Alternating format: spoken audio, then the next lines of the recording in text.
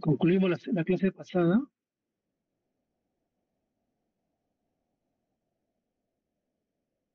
Entonces, hablamos pues de la presencia, como le decía, la célula no puede estar eh, eh, sin conexiones, sin comunicación con su entorno, porque eso activaría mecanismos propios de la célula que provocarían su destrucción, ¿no? Activando los mecanismos apoptóticos. Por eso es que tienen receptores de reserva en caso de que hay una disfunción, entonces se activan estos mecanismos de reserva y como ven ustedes, un ratito, ya, como ven ustedes, esto hace como el ejemplo anterior, perdón, ¿no? En este caso, un antagonismo no competitivo, vemos que no competitivo significa de que el antagonista se une irreversiblemente al receptor, se evita que se active, pero se encontró en ciertos modelos que se aumentaba la cantidad de ligando de agonista, se llegaba a la respuesta máxima. Entonces, la pregunta era, pero si el receptor está unido covalentemente y no va a responder al agonista, ¿cómo es que se llega a la respuesta máxima, ¿no? Que es esta, ¿no? Porcentaje de respuesta máxima. Ahí apareció el concepto de receptores de reserva. ¿Por qué? Porque se llegó a una cantidad mayor de antagonismo no irreversible y sí, por más que se aumente la cantidad de ligando, por ejemplo acá 20 veces, ya no se podía llegar a perdón, acá, a la respuesta máxima, ¿no? Eso demostró de que había los receptores de reserva, como ya lo definimos, son receptores cuya ocupación no es necesaria, están ahí en la membrana, pero no están activos. Pero cuando hay un bloqueo de estos receptores es que se activan, ¿ya? Entonces, pasamos al modelo de dos estados. Luego, siguiendo la evolución de los conceptos en farmacodinámica, se encontró que ciertos fenómenos, ¿no? Ciertos fenómenos en donde, por ejemplo, se administraba una droga y se encontraba que la respuesta observada sea menor al estado basal. Eso en un primer momento confundió, ¿no? ¿Cómo es que si yo administro una droga voy a obtener respuesta opuesta a lo que si yo administraría un agonista? De ahí llegó el concepto del modelo de dos estados. Los receptores se encuentran en dos estados. En estado inactivo, aquí está, en reposo, si ustedes quieren decirlo, y en estado activo. El ligando que se administra, si el ligando se une al receptor, es estado inactivo porque puede unirse, no tiene que ver nada en la afinidad con la respuesta. Vemos acá que unión ligando-receptor, está ocupado el receptor, pero es inactivo. No hay respuesta. El receptor en estado inactivo está en equilibrio con el estado activo. Ve usted acá la flechita, hay un equilibrio en el receptado. Cuando el receptor está en estado activo y se une ligando, vemos acá, está activo y se va a observar la respuesta, ¿no? Acá está el efecto. Se va a manifestar el efecto en las células, ya sea secreción, ya sea contracción, aumento de la conductividad, etcétera, etcétera. Está claro este concepto, ¿no? Los receptores se encuentran en dos estados mínimos, estado inactivo y estado activo. En estado inactivo, no, si se une ligando, que tiene afinidad, no va a haber respuesta. ¿Ok? Está claro. ¿Por qué es importante eso?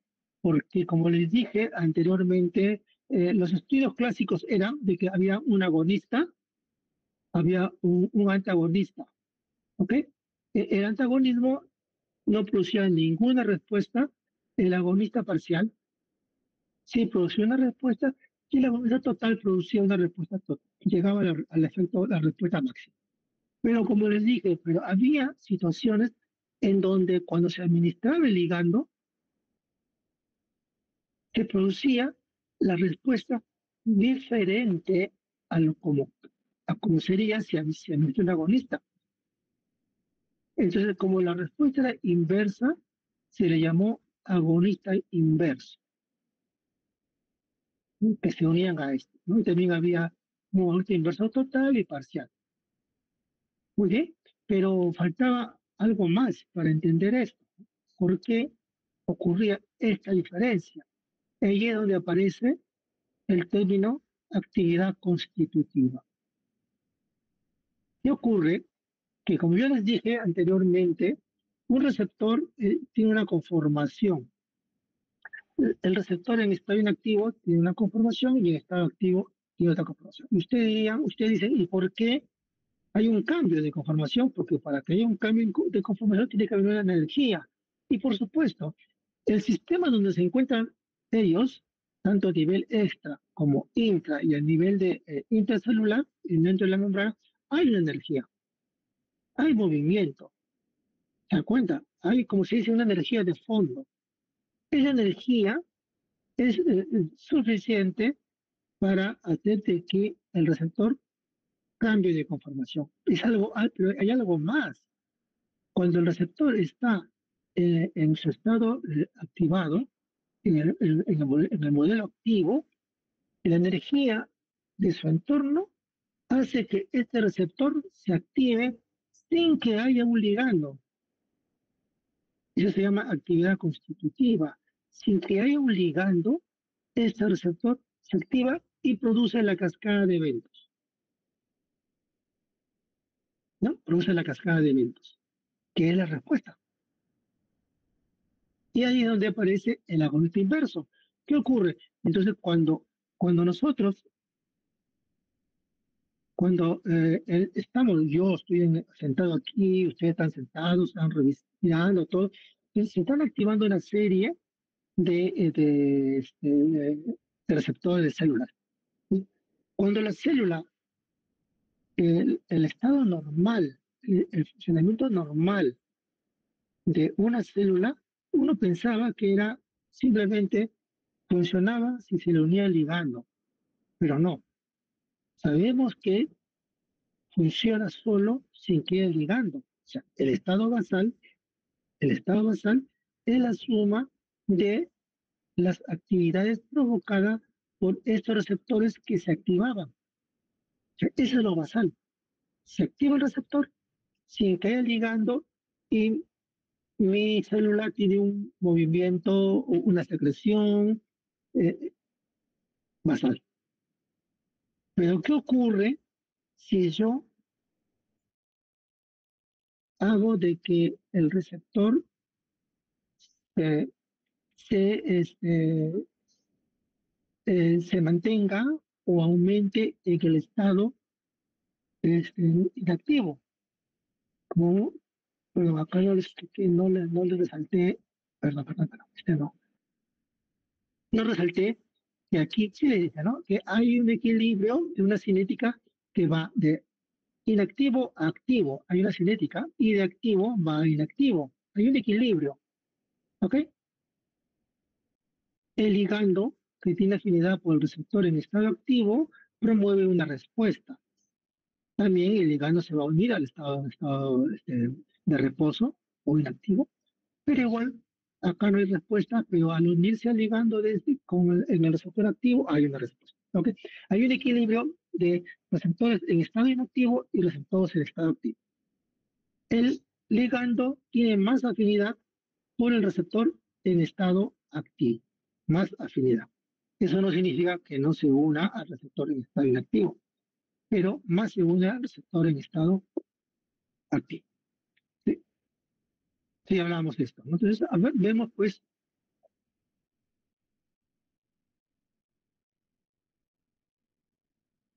si acá ya vamos, hablamos de funcionalidad, ¿no? Entonces, Ya no estamos hablando solamente de unión droga-receptor, sino manifestación de la unión droga-receptor. Aquí vemos que el agonista produce una respuesta máxima y el agonista inverso va a producir una respuesta debajo del estado basal. Por ejemplo, un mensaje clínico, ¿no? Una persona que estás un poco ansiosa, ¿no? Te tomas tu benzoacetina, por supuesto, practicada por el médico, ¿y qué sientes? Sientes una tranquilidad, ¿ok? Una tranquilidad. Bien, se está activando los receptores GABA y eso te produce pues una disminución de la estimulación, ¿no? En los centros que te están provocando el estado de ansiedad, de angustia. Muy bien, pero ¿qué ocurre si te dan una molécula, una droga, un medicamento, lo tomas y sientes que te pones más ansiosa, más ansiedad, más angustia? Pero esta molécula actúa sobre el mismo receptor GABA que actuaba la benzodiazepina. ¿Qué pasó aquí? Porque si actúa sobre el mismo receptor, vemos respuestas totalmente opuestas. Ojo, mismo receptor. No es el modelo clásico que yo coloco un antagonista. El antagonista que hace evita que el ligando, que el agonista se une al receptor y no se manifiesta ninguna respuesta. Pero en cambio aquí, el ligando se administra, perdón, la molécula de la droga se administra, se une al receptor y se va a observar respuestas diferentes a lo esperado si se administra un ligando, un agonista. Entonces, ahí es donde viene su nombre, agonista inverso. ¿Por qué agonista? Porque produce algo, así, ya sea una respuesta diferente, pero está produciendo algo. Eso se llama agonista inverso. Vamos a seguir avanzando. Vemos pues que en ciertas patologías donde hay una mutación en estos receptores, vamos a ver que la respuesta es mucho mayor o la respuesta se anula y se va a manifestar diferentes enfermedades, ¿no? Normalmente esta actividad constitutiva está relacionada a los receptores con acoplados a proteína G. Otro nombre que se le da a esta actividad espontánea es actividad independiente de agonista, ¿no? Actividad constitutiva o actividad espontánea. Se debe a la adopción espontánea de la conformación activa por parte de un determinado porcentaje de receptores que generan, por lo tanto, una respuesta celular. La respuesta celular, mejor dicho, el estado basal de una célula está formada o se produce porque hay una activación de un cierto grupo de receptores sin que se le una el ligando. Bueno, acá hablamos, pues, por ejemplo, de enfermedades congénitas donde hay problemas en este gen, por ejemplo, la artritis pigmentosa o también denominada ceguera nocturna, se origina por una mutación en la rodopsina, que es un tipo de receptor acoplado a proteína G. Bueno, y en este caso, bueno, ya es difícil poder revertir esto, ¿no? Como les decía acá, entonces, ¿cómo definimos el agonista inverso? El agonista inverso, como lo dije, es la propiedad, el agonismo, perdón, inverso es la propiedad del ligando que promueve la supresión de la señalización de la actividad espontánea sin la presencia de un agonista en determinados receptores acoplados a proteína G. Aquí vemos en este gráfico, ¿no? Aquí vemos la actividad de proteína G, que son los que producen la respuesta, ¿no? Del sistema efector. Son unidades relativas. 100% de actividad de receptores. Y ese es el estado basal.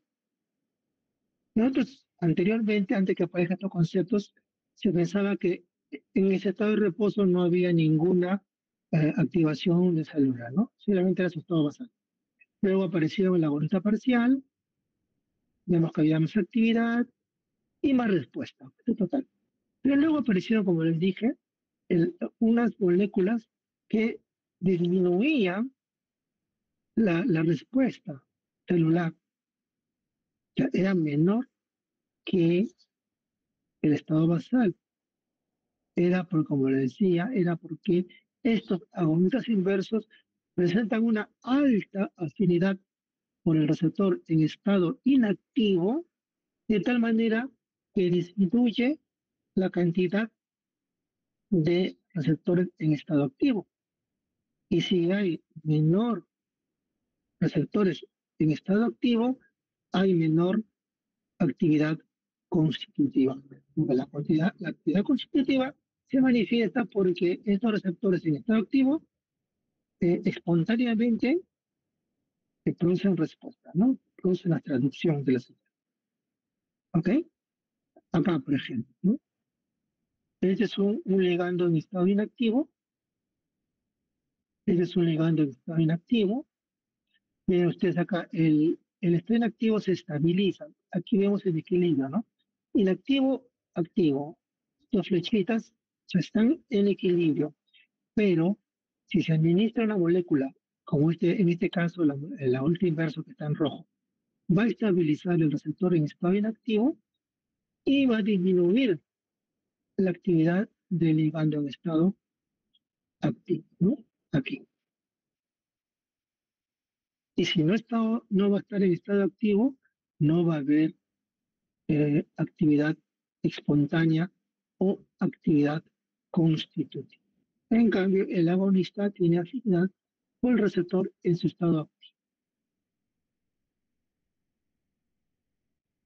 Aquí vemos un ejemplo, ¿no? Este es el receptor de histamina, H1, el que está en equilibrio, ¿no? La misma cantidad, la misma flechita indica la misma cantidad, ¿no?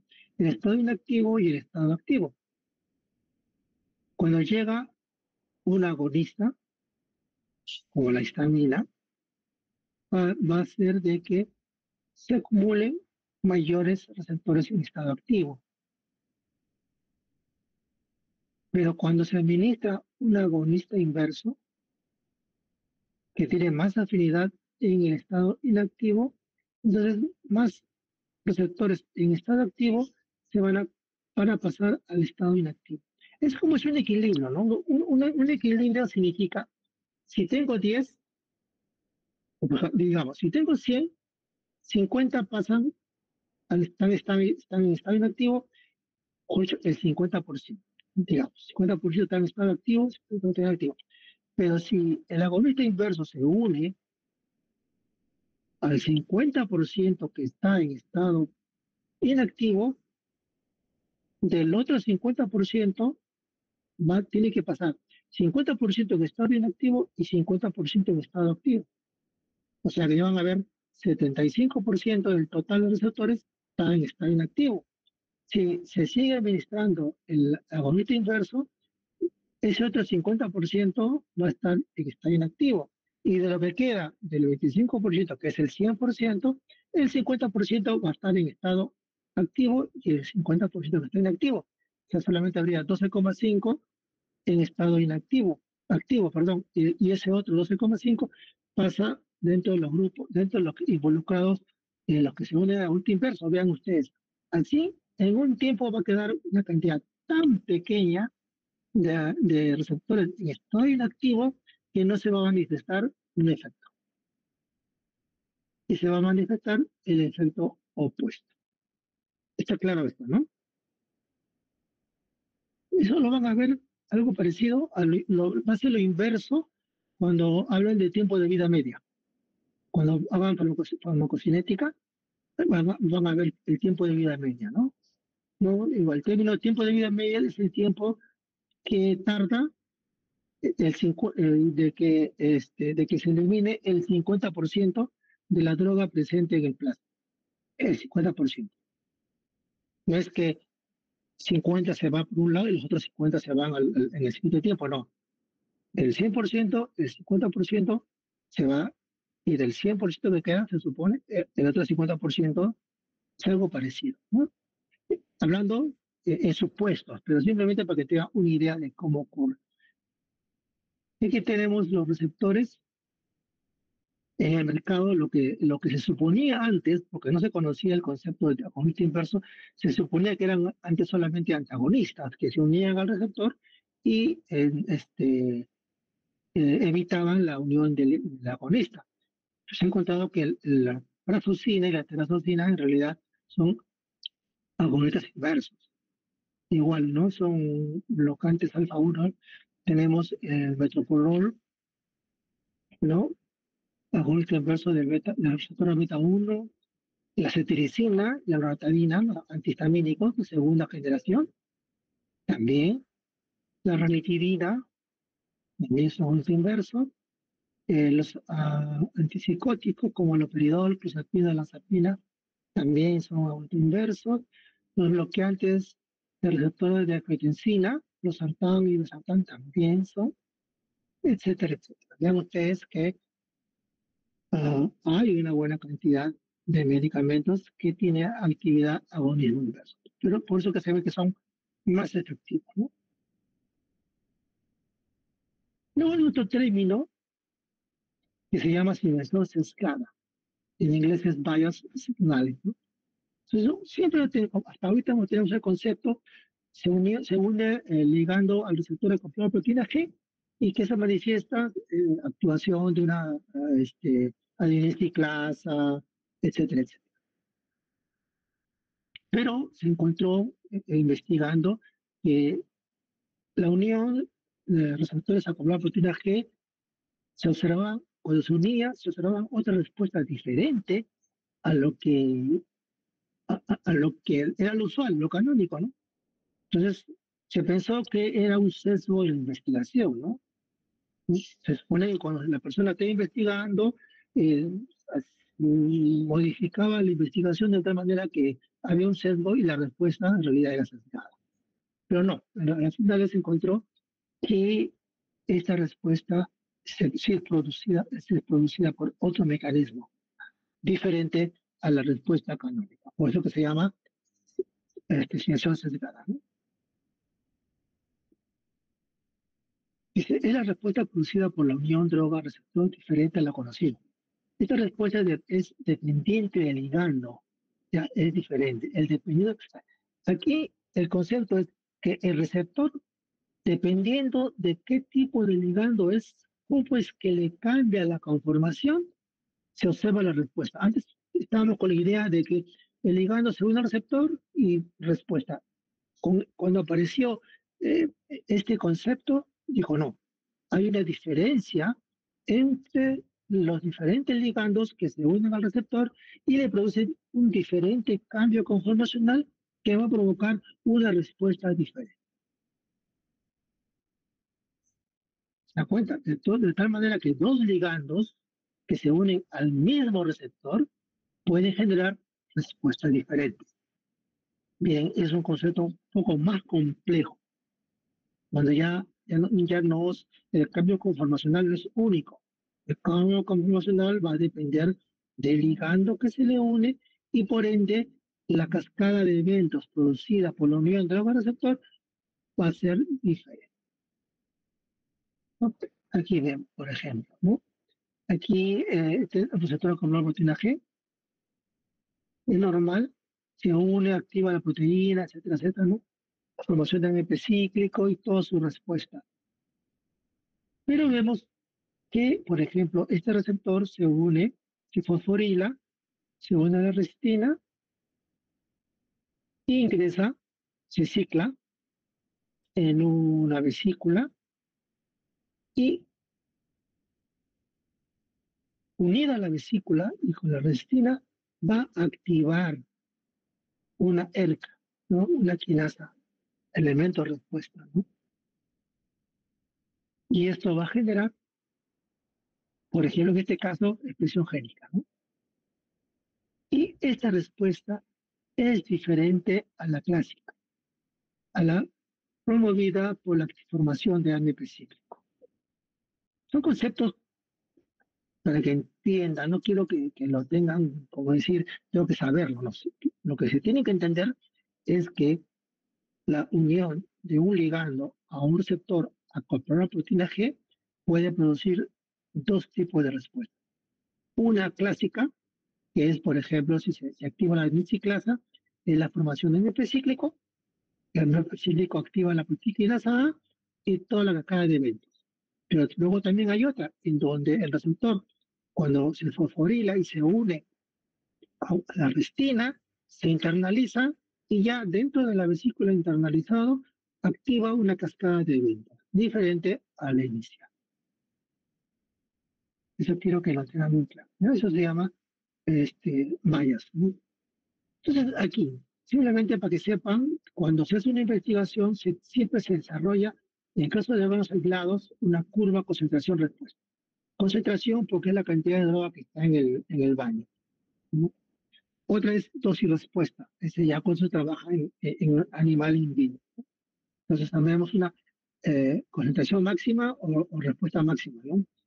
Y luego tenemos una concentración efectiva media, efecto máximo, efecto medio, y luego la respuesta a baja dosis de una droga es generalmente directamente proporcional a la dosis. O sea, quiere decir, conforme yo aumento a dosis bajas, conforme yo aumento la dosis o, por ejemplo, la concentración, la respuesta, digamos que se duplica. Si duplico la concentración, se duplica la respuesta hasta un límite. Cuando se llega ya a concentraciones muy altas, ya la respuesta no va a ser proporcional.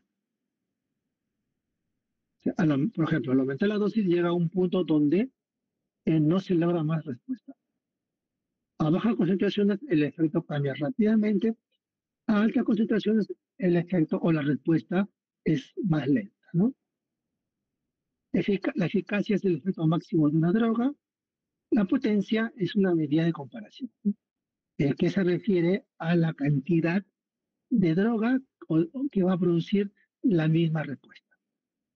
Si una droga produce la respuesta a 200 miligramos y otra lo produce a 2 miligramos, por supuesto, el que produce la respuesta, la misma respuesta a 2 miligramos es más potente, ¿no? Es 100 veces más potente, porque necesita 2, el otro necesita 200. Pero la respuesta es la misma, no se confunda.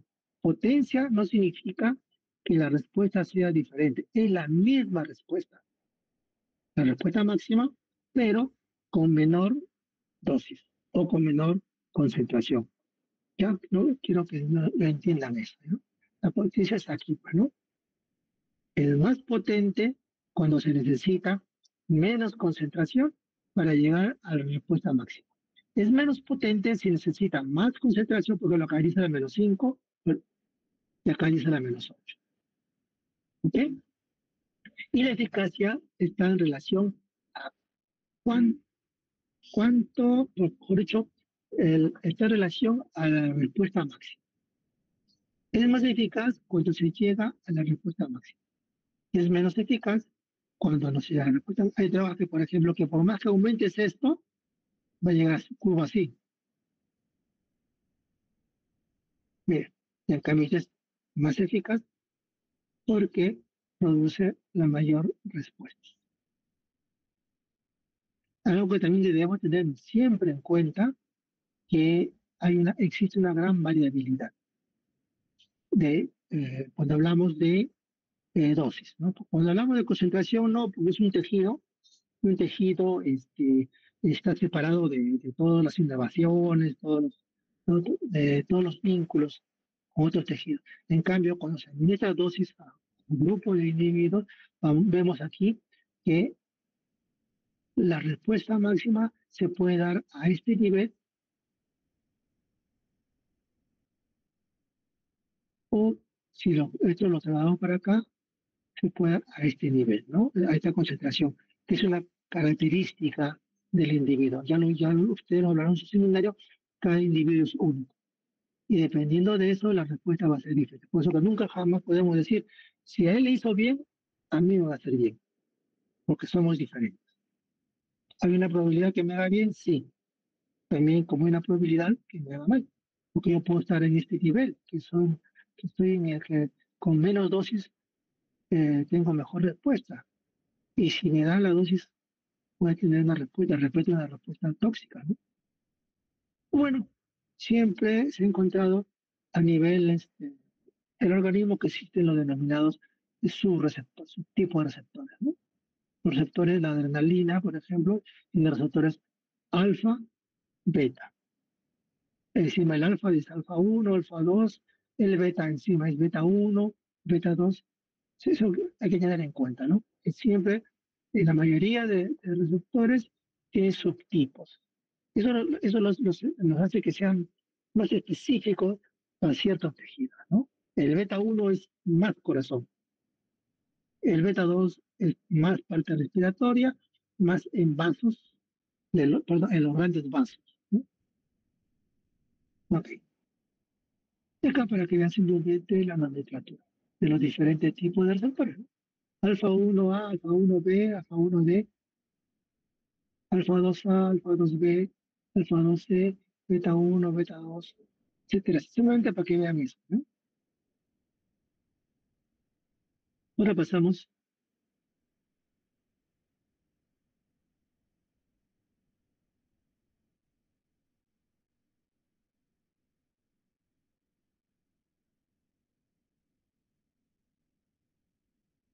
Sí.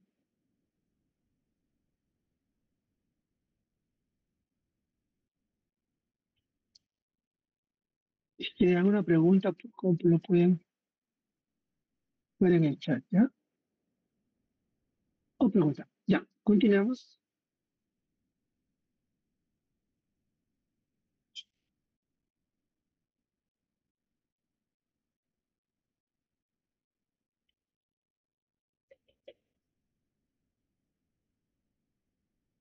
Bien, aquí vemos un ejemplo de qué ocurre cuando un ligando someramente se une a un receptor, ¿ya? Se van a activar diferentes mecanismos que van a producir cambios en la función celular y por ende cambios en la respuesta. En este caso estamos ejemplificando el calcio. El calcio es uno de las moléculas muy activas, ¿no? Que por diferentes mecanismos, ya sea por transcripción genética, ya sea que directamente aperturen canales de calcio en los sitios de almacenamiento o que se aperturen canales de calcio a nivel de la membrana citoplasmática, lo que va a originar es un incremento del calcio intracelular. Este incremento del calcio intracelular va a provocar un cambio en la función de la célula, va a provocar una modificación de función y si es una célula contráctil va a producir contracción, si es una célula secretora va a provocar secreción, si es una célula de conducción va a producir pues que se produzca la conducción a nivel del tejido. ¿Ok? Simplemente quiero que vean eso. Este es un tipo de mecanismo. Y los mecanismos conocidos de señalización, de comunicación, tenemos, por ejemplo, una sustancia química liposoluble, no necesita, por supuesto que necesita un transportador, pero no necesita un receptor de membrana, simplemente va a atravesar la membrana citoplasmática y se va a actuar sobre un receptor citosólico, donde se va a unir y esto va a regular una respuesta, ¿no? Es un tipo de sensación.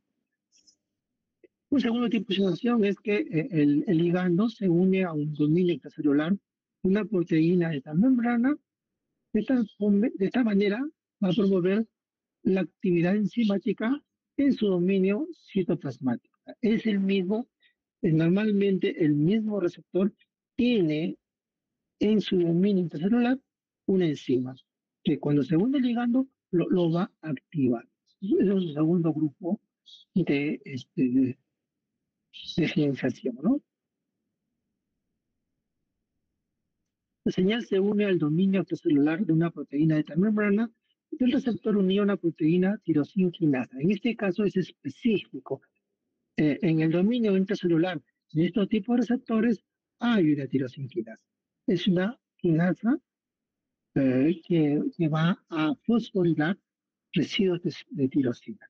Cuando se une el ligando, esta proteína se dimeriza y se activa. Se activa la quinasa y la quinasa, como enzima que es, encuentra un receptor de tirosina y lo va a fosforilar. Así, fosforila todos los residuos que está cercano. Y eso, como ya lo dije anteriormente, va a producir cambios conformacionales que va a promover una cascada de señalización normalmente la asignación por tirosiquinasa va a conducir a una modificación de la transcripción genética. Activar la transcripción genética, por ejemplo, las hormonas de crecimiento de todo tipo tienen este tipo de mecanismo de acción, ¿no? Y sabemos pues que un incremento de la actividad de una hormona de crecimiento va a generar modificación de la transcripción genética y como hablamos de crecimiento va a desarrollarse el tejido y eso significa división celular. Cualquier alteración en este sistema va a originar problemas de neoplasia, aparición de cáncer. Muchos enfoques terapéuticos actuales están dirigidos a tratar de bloquear estas proteínas transcripcionales. Luego tenemos un grupo de señal donde el ligando se une directamente y regula la apertura de un canal ion. ¿No? Tenemos canales de sodio, canales de potasio, canales de cloro, canales de calcio, que es uno de los que tienen mayor actividad, ¿no? A nivel celular. Y por último, uno de los más grandes grupos es que la señal se va a unir a un receptor de membrana que es unido a un sistema efector ligado a la proteína. Este es el más abundante que está en la naturaleza.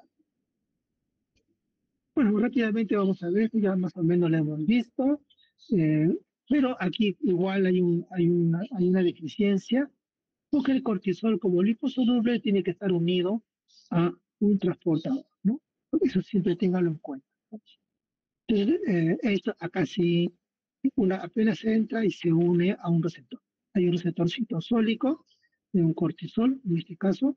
Este es un complejo, tiene varias subunidades proteicas. Se une a una proteína de estrés térmico, hot shock protein. Se le puso ese nombre porque cada vez que se activaba esto, se incrementaba esta proteína, una proteína, ¿no? Y por supuesto, si aumenta la sensación por glucocorticoides o por cortisol, es porque hay un problema, ¿no? Una quemadura, hay una lesión. Entonces, como este sistema es antiinflamatorio natural, se va a activar. Y por ende va a haber un incremento de las proteínas. ¿Por qué? Porque este es un complejo proteico, es un oligómero.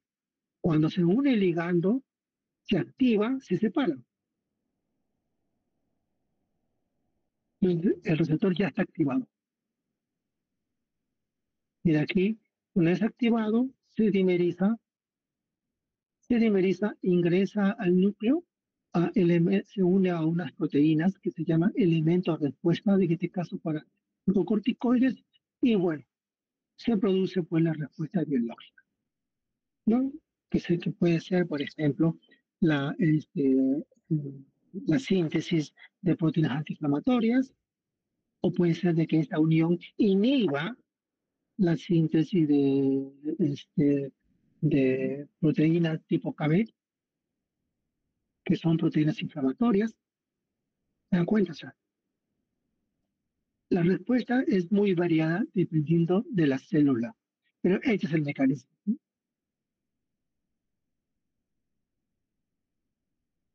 Y desde luego hay un otro grupo, como les dije acá, que la señal se une, por ejemplo aquí el ligando se une al receptor y este va a activar diferentes tipos de proteínas.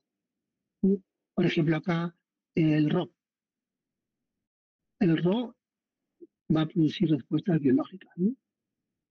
Por ejemplo, síntesis de vesículas, de transportadores, simplemente para un ejemplo, ¿no?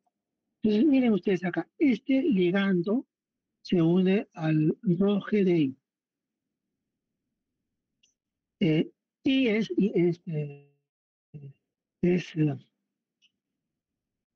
inhibidor, ¿no? Inhibidor de la disociación del ROG.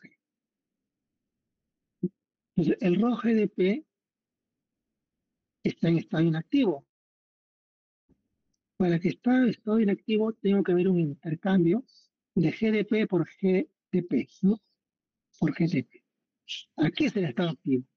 Y aquí es su respuesta.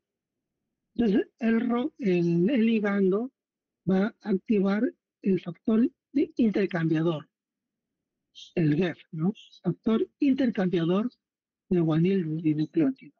Entonces, ¿qué hace? De que promueve la salida del GDP y el ingreso del GTP. Y la respuesta.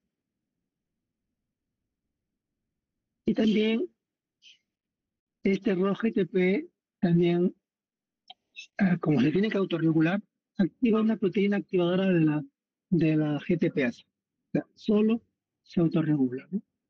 Activa una ROS-GAP y este ROS-GAP rompe el GTP y lo convierte en GDP y está inactivo.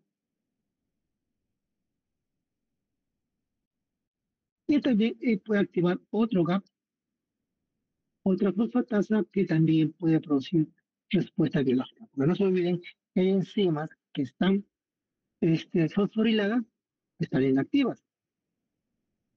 Si la desfosforila se activa, por eso que también puede producir respuesta. Ya no se olviden, tanto la fosforilación como la desfosforilación pueden producir una señal. Si el sistema, la cascada de eventos fosforila, en este caso, la fosfatasa, al desfosforilarlo, inactiva la señal de eventos. Pero si no, en el otro lado, por otro lado, la fosforilación inactiva a una enzima, por ende inactiva una señalización, la fosfatasa, al desfosforilarlo, va a activar la señalización. Eso quiero que lo tengan bien claro. Borren de la memoria que la desfosforilación es señal de inactivación. También borren de su memoria que la fosforilación es señal de activación. Puede activar y inactivar. Igual la desfosforilación puede activar o inactivar. Bueno, eso ya lo dije. Ese es otro tipo, ¿no? Guanil ciclasa, ¿no? Igualito, se une el receptor, activa la guanil ciclasa.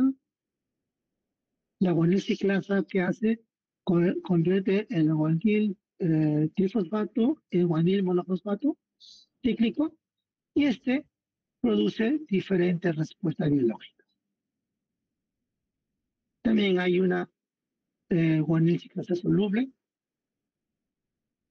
Normalmente estos son vasodilatadores naturales. Este es otro ejemplo, ¿no? Otro ejemplo de cómo es que se une el ligando peptidonatriurético atrial A, B y C,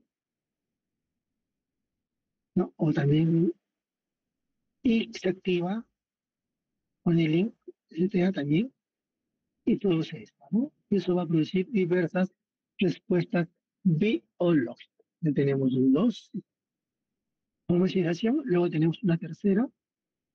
La señal se une al dominio extracelular de una proteína de tal membrana del receptor unido a una proteína tirosina que es activada.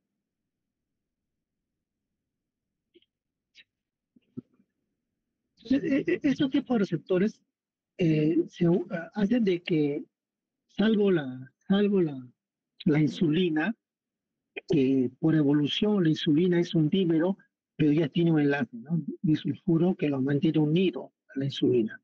El resto, de receptores que señalizan por esta vía, por activación de tirosina, el resto no tiene, solamente son monómeros, no son dímeros. Cuando se une el ligando es donde recién se dimerizan. Y al dimerizarse, el dominio de uno de los receptores que tiene actividad tirosinquinasa va a fosforilar los residuos de tirosina del otro, del dominio intercelular del otro receptor, y así sucesivamente. De tal manera que los residuos de tirosina de ambos lados, de ambos receptores, de los dominios intercelulares de ambos receptores, están fosforilados. Entonces, ¿cuál es el cambio aquí, ¿no? Por ejemplo, miren este ejemplo. Este es un receptor inerte, por así decirlo, ¿no? Entonces hay unas proteínas underline que se mueven, llegan acá, no pasa nada, porque los residuos de tirosina no están fosforilados. Como le dije anteriormente, este es un movimiento muy rápido.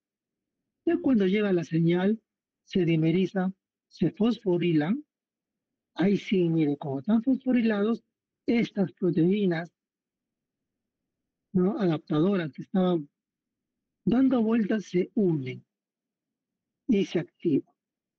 Y estas proteínas también tienen, este, eh, son atraídas, tienen sitio de atracción de otras proteínas, que al unirse también llenan residuos de tirosina y esta quinasa los fosforila. Y así producen cambios, ¿no? Fosforilan y van fosforilando.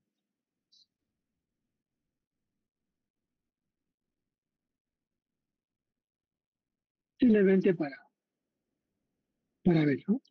Se une y se fosforila el sustrato fosforilado. Es importante que esta quinasa, al unirse, cambia su conformación y ahí es donde en la parte activa fosforila a la siguiente, ¿no? A la contigua. Y como es una eh, fosforilasa, una quinasa de tirosina, encuentra un residuo de tirosina y lo va a fosforilar. Proteínas que se le adhieren también son fosforiladas y eso va a generar pues una cascada de respuesta, ¿no? Porque estas proteínas fosforiladas van a activar otras proteínas.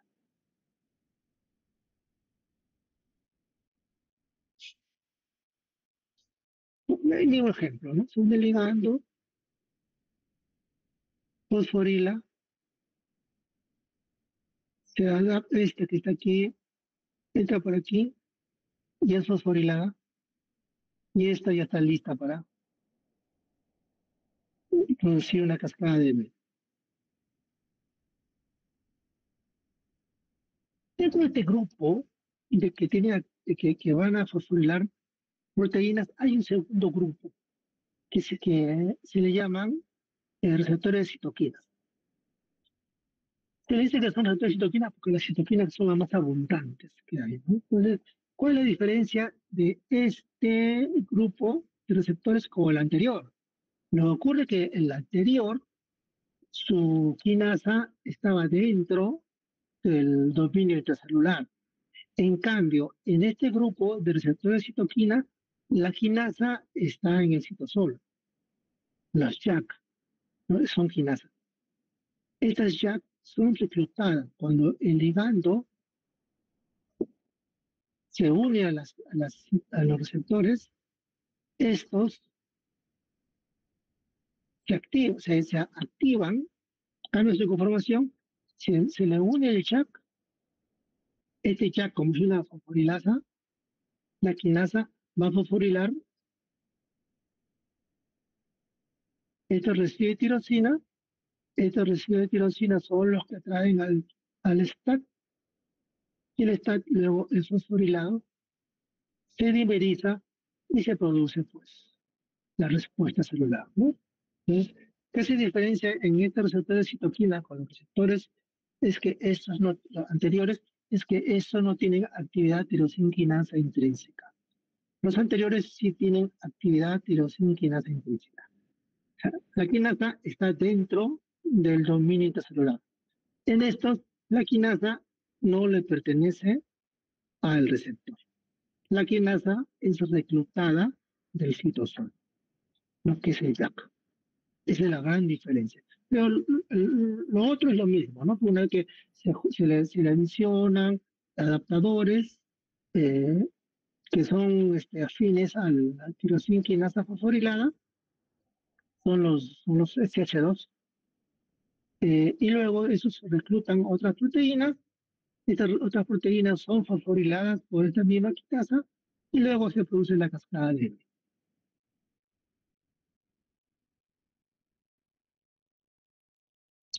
Otro ejemplo, se le une el ligando, se recluta la proteína tirosina inactiva, se autofosforilan, fosforilan los residuos de tirosina y esto pues son lo que promueve que se adapten, que se adhieran, los adaptadores de que se adhieran, y eso se fosforila, y esta proteína fosforilada es la que produce pues una cadena de evento. No hay que olvidar que si aquí tenemos fosforilasa, tiene que haber fosfatasas para que estos sean escindidos y por ende cesa la función celular, ¿no? Los cambios que se están produciendo.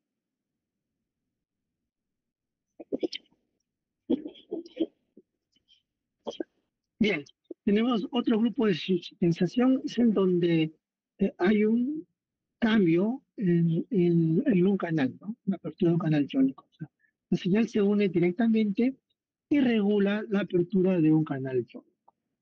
Este tipo de señalización es muy importante dentro de la función celular, especialmente a nivel del sistema nervioso central. La comunicación a través de los axones está dada por apertura de canales, ¿no? De canal iónico. ¿Se acuerdan? La despolarización se produce porque se aperturan los canales iónicos de sodio. Rápidamente cambia posición de membrana. Eso origina pues que en la terminación nerviosa se produzcan aperturas de canales de calcio, voltaje dependiente, dependiente de la ionización del potencial de membrana. Estos canales de calcio se van a abrir, estamos hablando de señales, ¿no? Se abre el canal de calcio, entra el calcio y la terminación nerviosa libera el transmisor. Puede ser una neurona noradrenérgica al final del axón que libera al espacio sináptico noradrenalina. Es una neurona adrenérgica que libera al final del axón en el espacio sináptico adrenalina. Es una neurona histaminérgica que libera histamina. Es una neurona serotoninérgica que libera serotonina. Así, todos estos neurotransmisores tienen su neurona original a nivel central que cuando es estimulada promueve pues la modificación del potencial de membrana por aperturas de canales, por supuesto, por eso que estoy hablando sobre eso, apertura de canales y bueno, pues decir, se produce la comunicación.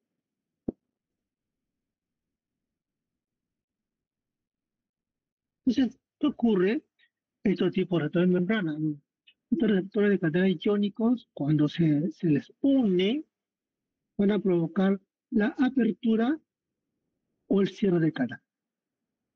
Y esto va a promover una alteración en el flujo de iones en la membrana.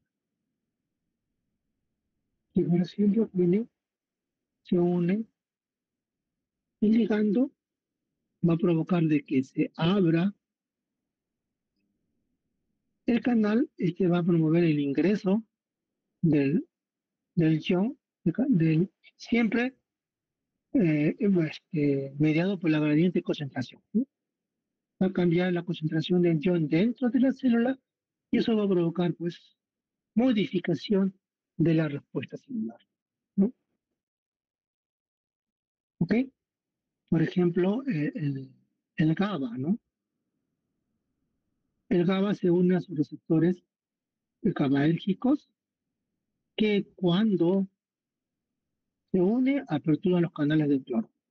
Es un canal de cloro. El GABA se une a un canal de cloro. ¿Y qué ocurre en una célula cuando se aperturan los canales de cloro? La célula se activa o se inactiva. La célula se inactiva. ¿Por qué? Es inactiva porque el cloro es una carga negativa, que el cloro es más abundante en el extracelular. Si se apertura del cloro, los canales de cloro, va a entrar carga negativa y el potencial de membrana se hace más negativo. Si el potencial de reposo normal es de 75 milivoltios, con esta apertura de esos canales de cloro, el potencial de membrana puede ser 90, 95, 100, 105, 110, ¿no? ¿Y cómo se manifiesta esto? En una disminución en la respuesta celular. Y si el estado es hiperactivo, pues lo va a corregir con su por eso esa es la función del GABA. El GABA son neuronas eh, inhibidoras que están colocadas entre en la comunicación de diferentes grupos de neuronas. Cuando es como una, ¿cómo se, un peaje, digamos, ¿no? Un peaje, pero diferente tipo. Cuando hay demasiado flujo de información, eso significa de que está produciendo pues, efectos negativos el sistema. Estamos hablando a nivel central, se activa el GABA. El GABA, al hiperpolarizar la célula, evita transmitir la señal. La señal ya no se transmite. ¿Te das cuenta? Entonces, eso hace que disminuye la excitabilidad. Los opuestos son los receptores eh, el ácido glutámico, el glutamato. Pues, ¿no? El glutamato es lo contrario, ¿no? Apertura canales de sodio, canales de calcio, que va a provocar un aumento de la concentración de calcio y eso va a generar pues, eh, aumento de la señal. Y si apertura canales de sodio, lo que va a hacer es activar la neurona. ¿No? Y en el caso bueno, este es un ejemplo de las bombas sodio-potasio dependiente, ¿no? Pero que si apertura los canales de sodio para que salga el sodio, y se tiene que detener la señal, porque así es, ¿no? ¿Y cómo se detiene la señal? En este, cerrándose el canal de sodio y abriéndose el canal de potasio. Y al abrirse los canales de potasio, ¿qué ocurre con la célula? Sale carga positiva. De tal manera que el potencial de membrana se restablece a su estado basal, digamos 75 milivoltios. A este potencial de membrana, el canal de potasio se cierra. Ya está cerrado el canal de calcio, perdón, de sodio, ya está cerrado el canal de potasio y el potencial de membrana está en su estado basal. Pero ha habido movimiento de iones. Eso tiene que revertirse y por eso se activa la bomba sodio-potasio ATP dependiente. Esta bomba retira los iones sodio que han entrado y hace ingresar iones potasio que han salido. Y se restablece la gradiente, la gradiente de concentración. Es importantísimo que se mantenga eso, ¿no? Cualquier falla en la bomba va a llegar a un momento en donde esa célula, si hablamos de una célula, esa célula ya no es excitable y esa célula ya no va a poder transmitir ningún tipo de señal. ¿Por qué? Porque la concentración de sodio en el extracelular va a ser igual que el sodio en el intracelular. Si es así, ya no va a haber transmisión de señal. ¿Ok? Por eso que tiene que haber una bomba que haga ese cambio, ¿no? Acá estamos hablando de sodio-potasio, ¿no? La bomba sodio-potasio dependiente. Si es calcio, tenemos el cerca, ¿no? El transportador de ese retículo sarcoplásmico o el transportador citoplasmático o el intercambiador de calcio-sodio. Ven ustedes que hay siempre un mecanismo por el cual se tiene que restablecer la concentración basal del ion, ya sea sodio, potasio, cloro o calcio, ¿no? Que son los que se mueven. No, no hay más, ¿no? ¿Ok? ¿Está claro? Una pregunta. Acá, por ejemplo, también el receptor nicotínico, ¿no? La acetilcolina, sobre todo en la placa del mión neural también. Otro ejemplo. Si una acetilcolina y se apertura el canal de sodio. Eso es la despolarización, ¿no? En la membrana del, y eso genera el movimiento de calcio y produce la contracción. La contracción.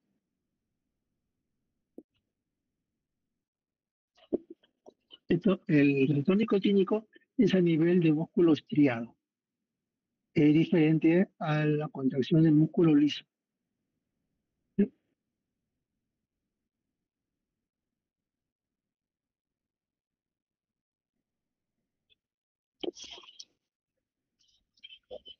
Ya dijimos cuál es la respuesta funcional de los receptores de los canales, es que va a modificar el movimiento de los iones y como consecuencia va a modificar también los potenciales dieléctricos, cuyo caso el receptor suele estar ligado a canales iónicos. Entonces, el calcio es un ion que es muy activo y se comporta como un segundo mensaje. ¿Sí? El calcio, cuando entra a la célula, va a producir no solamente cambios en la contracción muscular, sino que se van a unir a proteínas como la calmodulina, y eso va a activar quinasas, va a activar fosfatasas, y eso igual, ¿no? Desde que activas una quinasa, ya generas otro tipo de señal, porque vas a modificar proteínas citosólicas que cuando son modificadas van a van a activar una cascada de eventos que va a terminar en un cambio en la función, aparte de la función de contracción o secreción, también va a activar otro tipo de señalización.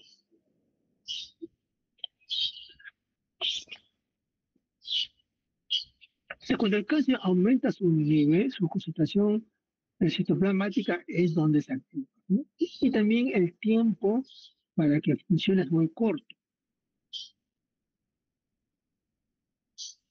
Por lo tanto, la concentración del ion calcio dentro de la célula es muy baja, normalmente, ¿no?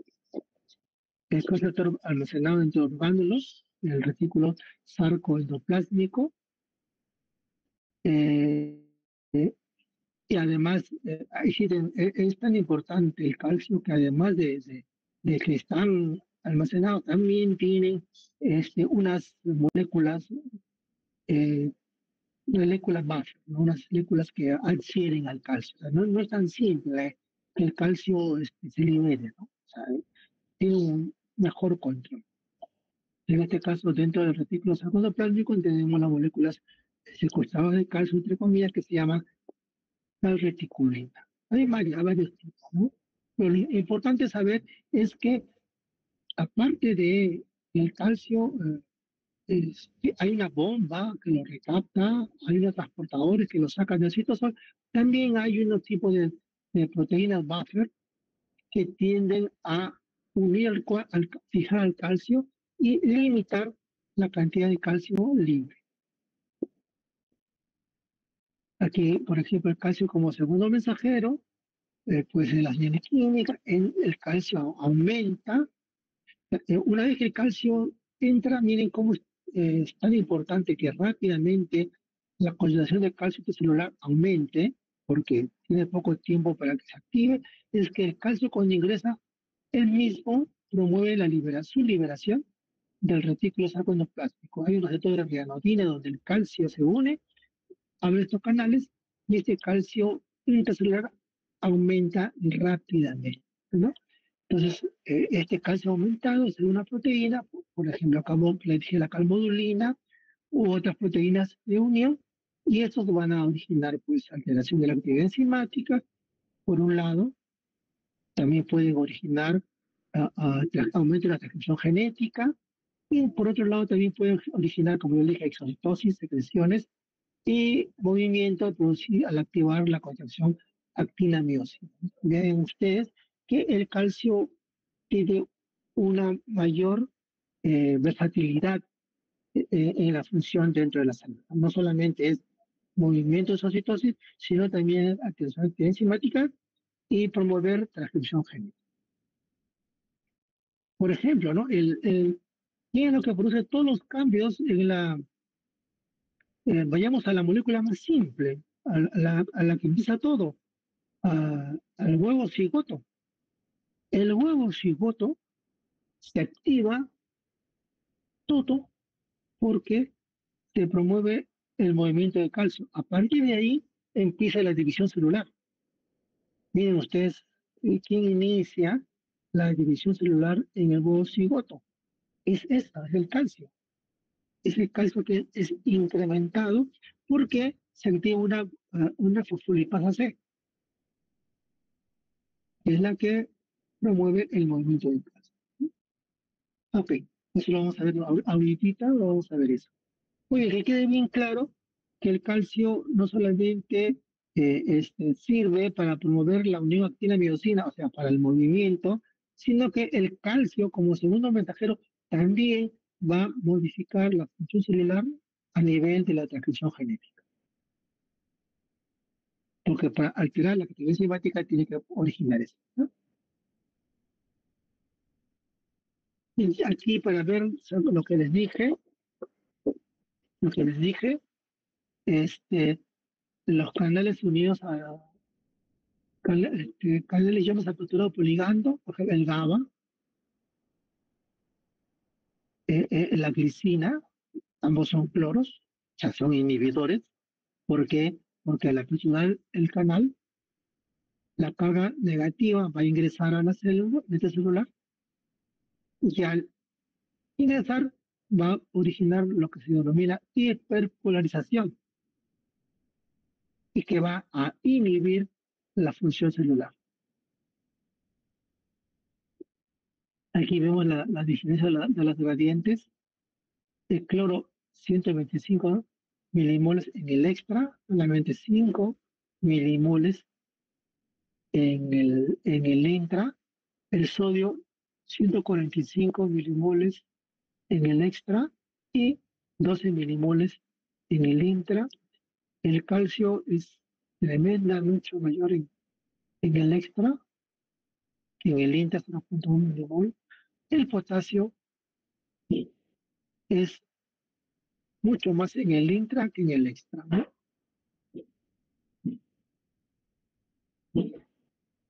¿Ok? Y por este lado, los receptores nicotínicos, glutamato, también de la serotonina, lo que hacen es aperturar canales de sodio y calcio, ¿no?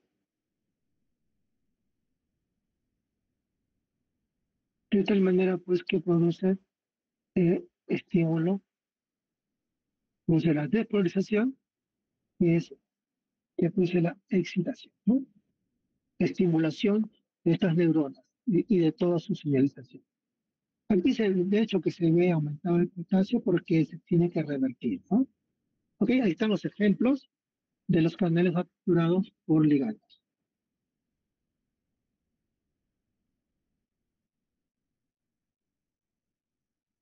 Aquí ya hemos visto la droga ingresa directamente, la droga activa un sistema enzimático, la droga fosforila, la diferencia que acá fosforila recibe tirosina, aquí no, aquí sintetiza una molécula que va a funcionar respuesta, ¿no?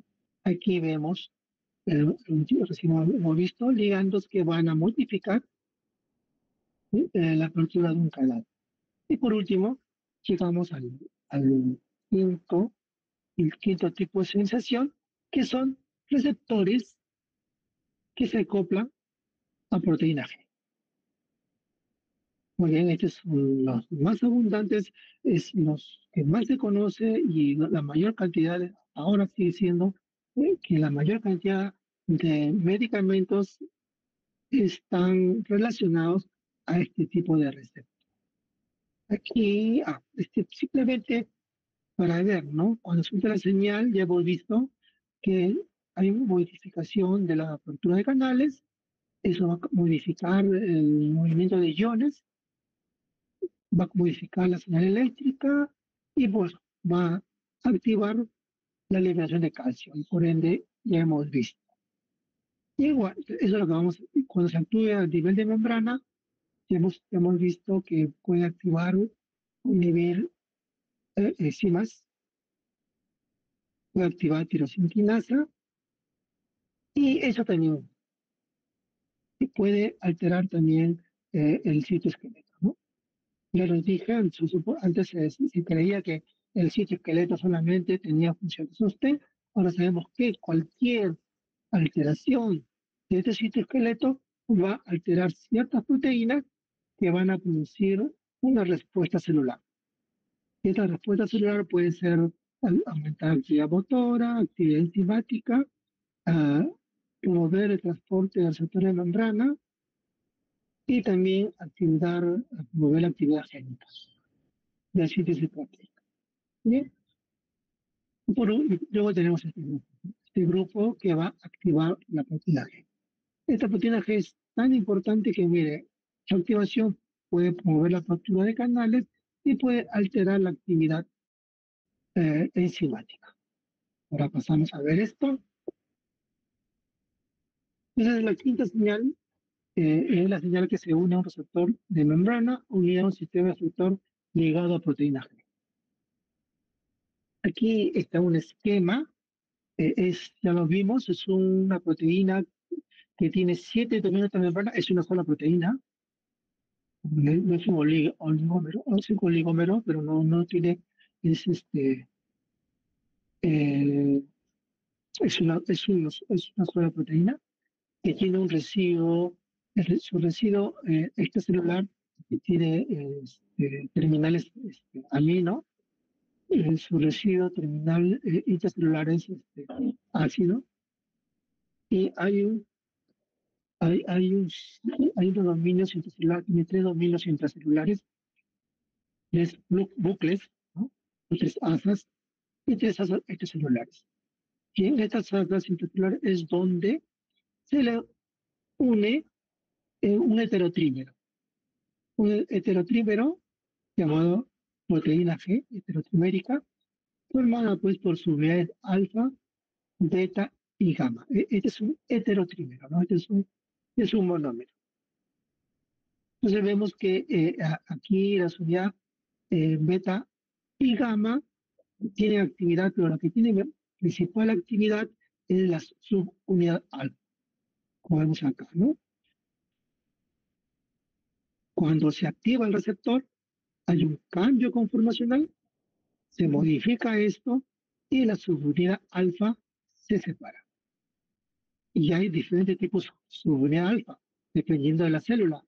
Hay subunidad alfa, G alfa S, G alfa OLF, que estimula la citociclasa, el G alfa I, que inhibe la citociclasa, el G alfa Q, que estimula la fosfolipasa C, y G E, que es traducina, estimula la guanidociclasa. Y hay otras, pues, ¿no? Diferentes. Estas son las principales. Y si no se olvide, este es un heterotrímero, que es la proteína G. Vemos que la proteína G hay 3 isoformas, la GI, 8 isoformas, la GQ11, 4, la G12, 2, la G alfa gamma 2 y la GI gamma 6. Es activa a otro nivel, ¿no? Son receptores de internalización. Y vemos acá su principal señal, ¿no? Esta activación de denticlasa, eso es lo principal. Y eso va a originar una serie de respuestas. El GI, ¿qué hace? Inhibe la nitrociclasa y también activa la fosfodiesterasa. Por ende, disminuye el AMP cíclico. Y todo el resto, ¿no?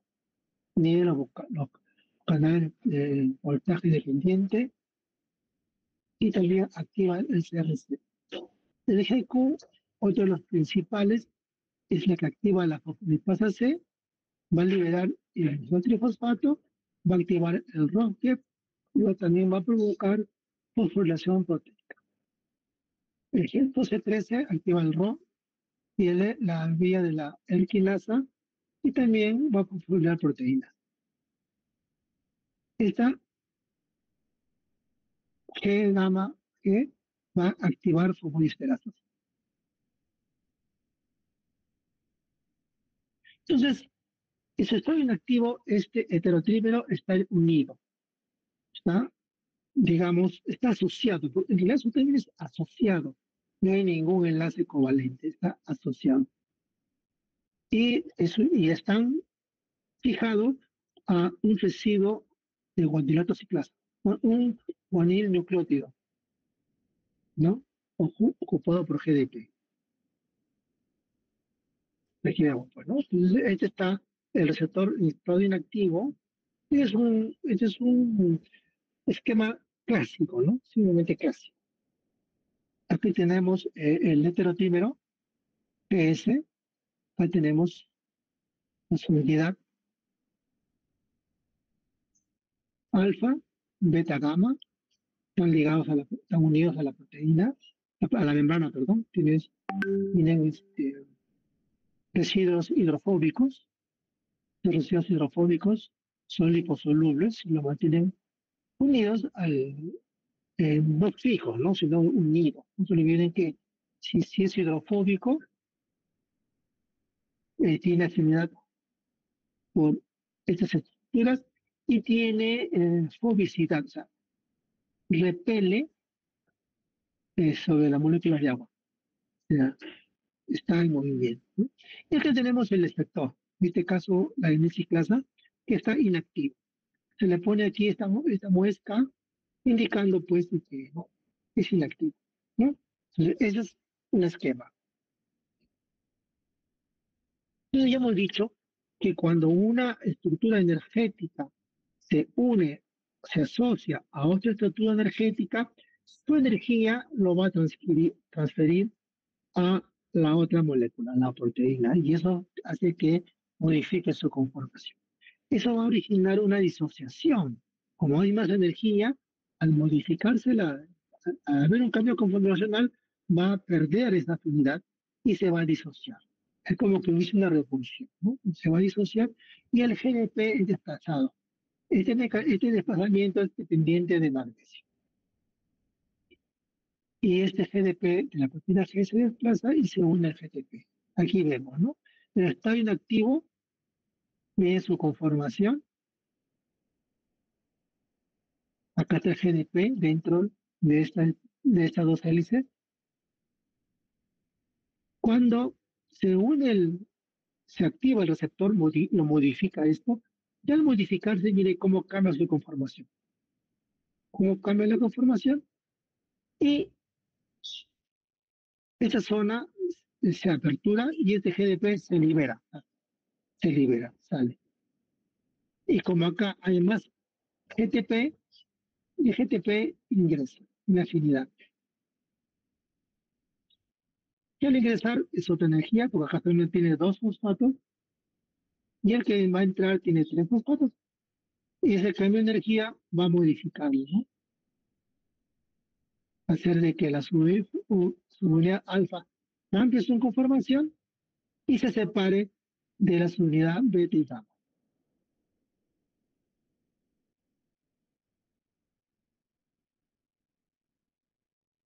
Entonces, una vez que ya está modificado, esto va a tener afinidad por el efector, en este caso la enilciclasa, si es alfa S, la enilciclasa, y ya sabemos, una estructura proteica con una conformación y una energía se une a otra estructura proteica o otra conformación y otra energía, esa asociación va a modificar la conformación, ¿no? Y el sitio activo es liberado.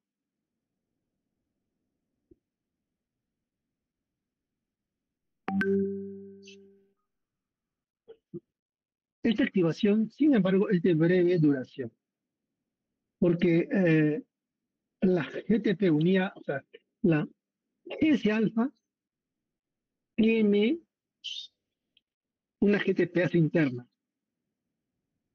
La GS alfa es una GTPase. Entonces, como tiene una GTPase interna, es como tiene un reloj que apenas se activa, es como que el reloj está funcionando es como un temporizador, ¿no? Digamos, 2 segundos. Se le une el GTP y en 2 segundos se activa esta GTP. Y esta GTP lo que hace es hidrolizar GTP. El GDP fósforo inorgánico. Y sabemos que la GS alfa con GDP tiene una alta afinidad por las unidades beta gamma. ¿Ok? Entonces se vuelven a formar el heterotrífero. El activo. ¿Ok? Aquí lo que para ver el gráfico, ¿no? Simplemente acá vemos, rapidito. Según el ligando, cambia la conformación. Cambia la conformación, tiene afinidad por la subunidad alfa. La unidad alfa se une, cambia la conformación. Eso como ya vimos que el GDP sale, o que cambia la conformación. Simplemente por eso, ¿no? Hemos visto que se abre, sale el GDP, entra el GTP.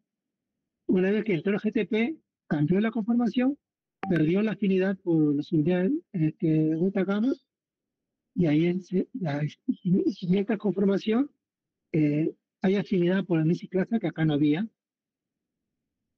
Hay afinidad y una vez que se une la mesiclasa y la activa a la unidad G alfa, S cambia la conformación y se expone la unidad catalítica de la mesiclasa. Y como es una enzima y el ATP es abundante en el citosol, la enzima hidroliza al ATP y lo convierte en AMP cíclico, más pirofosfato, ¿no? ¿Ok? Entonces, este ya se convierte en un segundo mensaje. Entonces, como les dije también, la GTPasa interna, no es que sea de afuera, no, interna, la GTPasa hidrolizada al GTP en GDP y fósforo inorgánico y otra vez se une a la unidad beta gamma que tiene alta afinidad. Y está listo para cuando de nuevo se une el ligando y se produzca el agua. O sea, todo tiene su tiempo.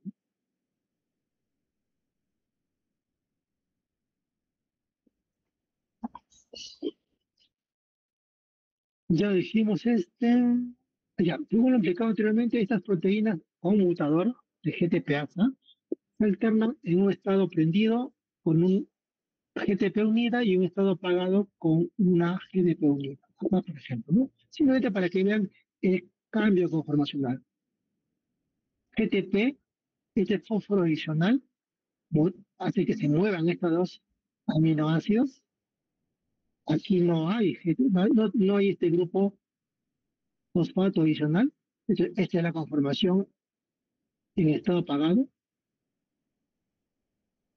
¿Sí? Mire, este grupo fosfato adicional es el que produce los cambios. GDP y GTP. Y aquí está su estado. Y hay esta tijerita es la GTPasa, ¿no? Está como un reloj que hace tic, tic, tic, tic, tic, hasta que lo rompe. Una vez que lo rompe, se va a y regresa a este estado. Y está en un estado apagado. Simplemente ese es un enfoque más molecular, ¿no? Más molecular de lo que hemos visto anteriormente. Y aquí, no solamente, uh, digamos, la célula, sabemos, bueno, que libera transmisores, los receptores, los autorreceptores, los receptores presinápticos, y cuando se liberas un transmisor en exceso, el exceso de transmisor se une a los autorreceptores y bloquean su liberación. ¿Ok? Estamos hablando. Célula. El receptor también tiene tipos de control. Es más complejo, ¿sabes? A nivel molecular. Acá tenemos el receptor, ¿no? Las unidades alfa, beta y gamma, pero hay otras moléculas, como les puse acuerdo cuando hablé del ROC, el ROCGEF, ROCCAP, existen moléculas que lo libera la misma célula, por ejemplo, el factor intercambiador de guanil dinucleótido.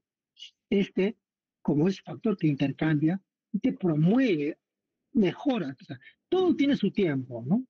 Llega, milisegundos, se une, milisegundos intercambia, más milisegundos metaboliza hidroliza el GTP y se inactiva. O sea, todo tiene su tiempo, pero hay situaciones en la función celular que se requiere modificar esos tiempos, hacer lo que sea más rápido o hacer lo que sea más lento. No se necesita, por ejemplo, no se necesita que haya demasiado intercambio. Dice que se detenga este tipo de sensación. Entonces, por ejemplo, aparece este GDI, que es inhibidor de la disociación. Este inhibidor de la asociación se une aquí y impide, así se une el ligando, no impide, digamos, retarda la apertura de tal manera que el GDP salga, ¿no? Inhibidor de la disociación de guanil y nucleótido. A este nivel hace que más tiempo esté el GDP dentro de este heterotrímero. Si está más tiempo, pues no se va a activar, ¿ok? En el caso de que no se quiere de que la señal sea un poquito más lenta, en el caso que se quiera que la señal sea más rápida, el factor intercambiador, más rápido, hace que se abra, salga. Y si quiere que la señal cese más rápido, porque esto es para que inicie, ¿no? Tanto que acelere el inicio, retarde el inicio, pero una vez que ya se inició, lo que, y también como le dije, tiene su reloj, su tiempo para activación de la GTPasa intrínseca. Hay también una proteína aceleradora de la GTPasa, está dentro de la unidad alfa. Y eso también, y este gap está influenciado por vamos a recordar, ¿cómo es? Proteínas estimuladoras de la regulación de la proteína G. Si vamos a regular la actividad de la proteína G, de la sensación de la proteína G, entonces vamos a activar el GAP. De tal manera que, digamos, normalmente 100 milisegundos, por así decirlo, me parece que le visto un paper, 100 milisegundos tarda desde que se activó la subunidad alfa, tarda la fosfatasa en escindir el grupo fosfato, en convertirlo de GTP en GTP. Con activando esta proteína activada GTPasa, esos 100 milisegundos se pueden reducir a 10 milisegundos, a 5 milisegundos. O sea, se activó y en 5 milisegundos ya dejó de estar activa, en vez de que esté 100 milisegundos. Aparentemente esa es la diferencia, ¿no? Vemos pues de que eh, esta unión de receptor y esta activación de la proteína G tiene sus mediadores para controlarlo, para tanto sea para acelerar la disociación o la activación o retardar la disociación o uh, acelerar la inactivación. Entonces, la suite alfa va a producir, va a activar pues, ¿no? Esta GTP alfa, va a unirse a efectores de la suite alfa y va a activar ROGEFs, ciclasa, fosfolipasa, etcétera, etcétera, ¿no? Y la unión, los efectores con beta gamma va a promover la apertura de canales iónicos, especialmente el calcio. Aquí, para resumir, ¿no? El GTPasa está prendido, GDP inactivo con GTP, ¿no? Entonces, esto del activo inactivo pasa por aquellos que, aquellos que activan el GAP, ¿no? Proteínas activadas de la GTPasa, a reguladores de la sensación de proteína G. No, no, reguladores de la sensación de proteína G, ¿no? Esos también promueven que pase más rápido del estado activo al estado inactivo. Y los inhibidores de la disociación son los que disminuyen, pues, disminuyen el paso a este lado. Y aquí lo contrario, ¿no? El, el factor intercambiador de guanidino nucleótico promueve rápidamente el intercambio, ¿no? De GTP a GDP. Simplemente lo que les dije se resume en este cuadro. Igual aquí, ¿no? Simplemente es para que vean cómo se une, cómo intercambian, lo mismo, pero con otro tipo de esquema. Para recalcar que cuando se une el ligando a estos receptores con la proteína G, la parte canónica es que se active la proteína G y nos da señales, pues dependiendo, ¿no? Aumenta el AMP cíclico, perdón, disminuye el AMP cíclico, aumenta el AMP cíclico, aumenta el calcio, aumenta el rojo. Y si se va por el otro lado,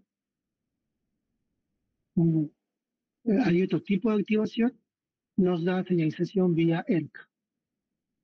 O si no, se internaliza y se desensibiliza. Esta es la señalización canónica, la señalización normal, y esta es la señalización por vallas, ¿no? Sesgada. Porque, ojo, es el mismo receptor y dependiendo del ligando, se produce diferentes respuestas. Uh, hace poco me llegó un artículo de un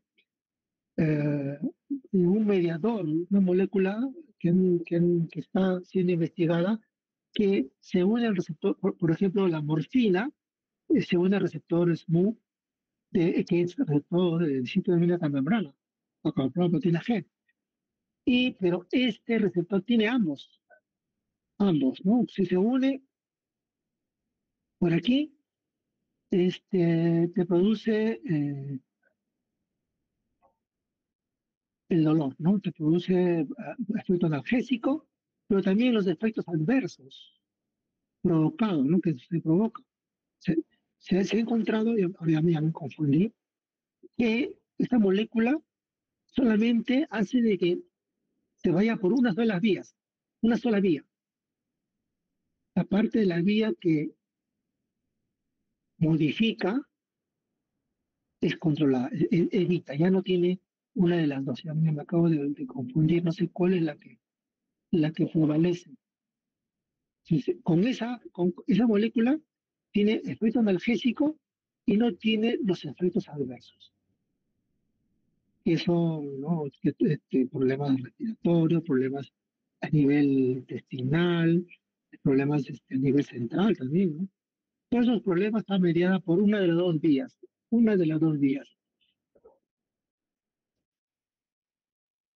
Pero sí, ahorita en este momento me confundo, no sé cuál de las dos es la que se mantiene y la otra no. Pero lo que me llamó la atención es que modificando la molécula, modificando cómo es que se une al receptor, se puede producir una sola de las vías, no las dos vías, la vía sesgada y la vía canónica.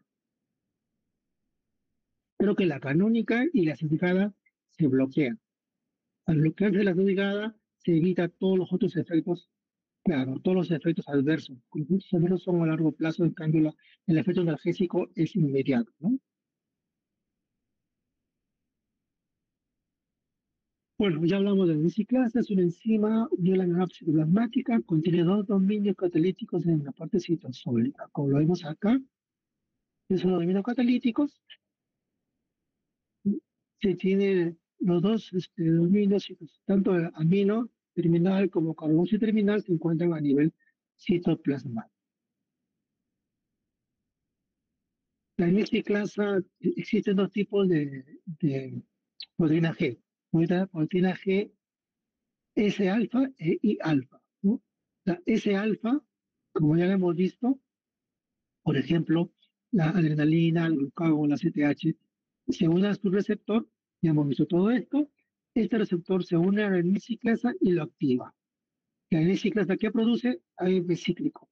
Pero existen otro receptor cuyo ligando es la prostaglandina E1 y la de enosina, que cuando se une el ligando lo que hace es inhibir a la ciclasa.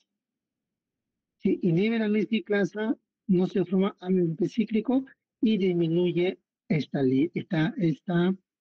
función celular, ¿no? ¿Qué diferencia hay aquí? Que para que este sistema funcione, se tiene que activar la ciclasa a nivel gástrico, lo que sea. Para que este sistema funcione, se tiene que inhibir la ciclasa. Quiere decir, a nivel cardíaco, a nivel de la transmisión cardíaca, el ritmo cardíaco, toda esa cosa que está funcionando constantemente, en ese sistema, la ciclasa está funcionando constantemente.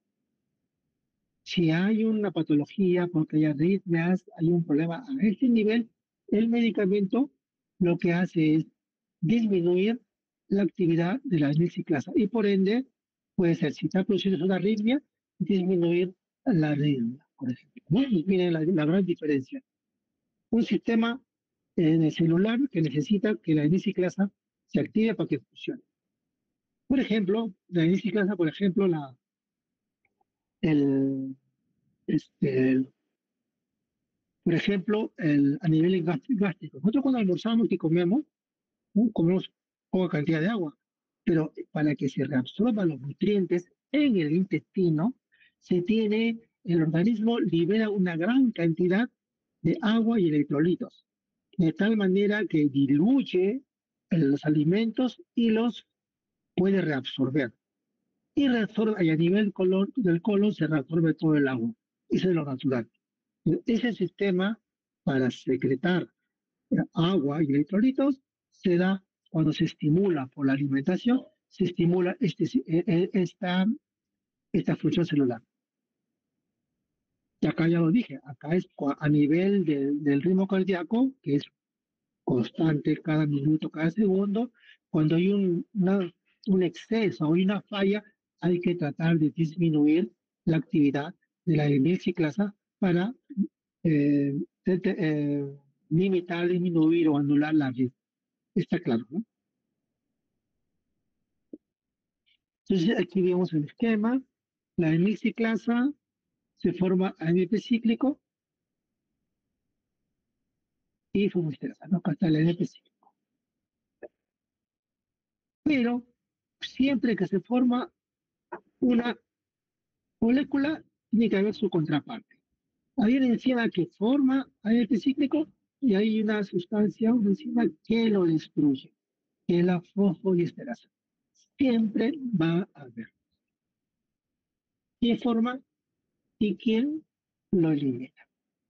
En este caso, la ciclasa forma el ADP cíclico, que es el segundo mensajero, y quién hace que cese esta línea de iniciación, la fosfodiesterasa. Como usted acá, la fosfodiesterasa rompe el ciclo y lo convierte en 5-AMP.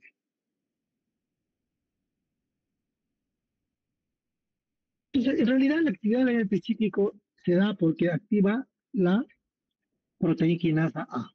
La proteína quinasa A es la que provoca todo este tipo de cambios, ¿no? Modificación de los carteles iónicos, que promueve la despolarización o hipopolarización, lo que va a promover incremento en la concentración de un determinado ion o inhibición. Igual la PKA va a desactivar enzimas, regular el metabolismo de los principios inmediatos, eh, va a cambiar los estados fisicoquímicos de las proteínas al modificar y mover el calcio, va a alterar la síntesis de neurotransmisores, va a modificar el movimiento del calcio celular con la siguiente repercusión sobre los muchos otros procesos celulares, exocitosis, transmisión, contracción, etcétera, etcétera. Bueno, acá simplemente esto debe haberlo movido. Como la fosfodiesterasa, ¿no? Bloquea, pues, ¿no? Perdón, también existen inhibidores de la fosfodiesterasa. En ciertas situaciones donde se permite, se quiere, está disfuncionando esta vía de la adenina ciclasa y el AMP cíclico, pues se ha desarrollado inhibidores de la fosfodiesterasa, ¿no? De tal manera que bloquea la fosfodiesterasa y se mantiene más tiempo en el AMP cíclico, más tiempo y se revierte la patología, porque esa es la idea. Si la patología está producida porque hay una disminución de esta señalización, pues inhibiendo la fosfodiesterasa, aumento la cantidad de AMP cíclico y por ende aumento la señalización, igual que como el GDP cíclico. Simplemente para ver, ¿no? Ustedes saben, en el 90, si no me equivoco, 90, 91, en el Perú hubo una pandemia. Esta pandemia fue una pandemia, no, una epidemia, perdón, una epidemia originada por el cólera. La gente que se infectaba con esta toxina tenía diarrea copiosas, diarreas. Si se le manejaba bien, se le restituía lo que perdía, las sales que perdía, el paciente no moría.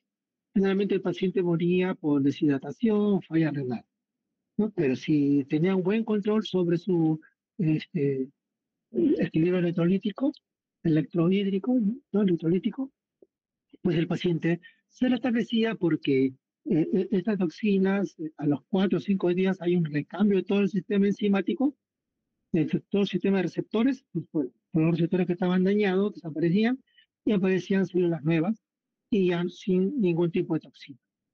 Eso es lo que es. Lo que ocurre es que, vamos de frente al gráfico, lo que ocurre es que el cólera, la toxina cólera, in- introducía un ADP, una revolución ADP en el receptor, ¿no? En la subunidad alfa. Por ejemplo, acá, ¿no? Introducía una ADP ribosa. ¿Ok? Pero ¿qué ocurría? Esta ADP ribosa originaba ¿cómo se llama en orgánica? Un impedimento estérico, ¿no? Digamos que esta es la quinasa, esta es la fosfatasa. Esta fosfatasa debería desfosforilar GTP, pero no podía porque esta ADP ribosa lo impedía. Y este sistema no cesaba, porque mientras esté unido, este sigue activando la heliciclasa y lo sigue activando y hay más ADP cíclico y más secreción, más pérdida de agua, más pérdida de electrolitos. Eso es lo que ocurría en las personas. Había pérdida copiosa de líquido, de suero, ¿no? A nivel intestinal. ¿Ok? Eso era, ¿no? La única manera que recuperar es cuando llegaba el intercambio de receptores. Se intercambia receptores, se intercambia toda esta proteína, porque así ocurre, así es, y de nuevo ya no había toxina y de nuevo se restablecía su estado normal de la persona. Entonces, como dije, la NPC lo que hace, activa la proteína quinasa. La proteína quinasa tiene, vamos a ver por de frente, la proteína quinasa tiene dos sitios de unión de la NPC. Esta proteína que es inactiva, la parte activa está unido, perdón, la parte activa está unido a unos sustratos. Un sustrato con alta afinidad con la parte catalítica de la proteína quinasa A. ¿Ok? Mientras está en este estado, está unido por la alta afinidad. El ADP cíclico se unía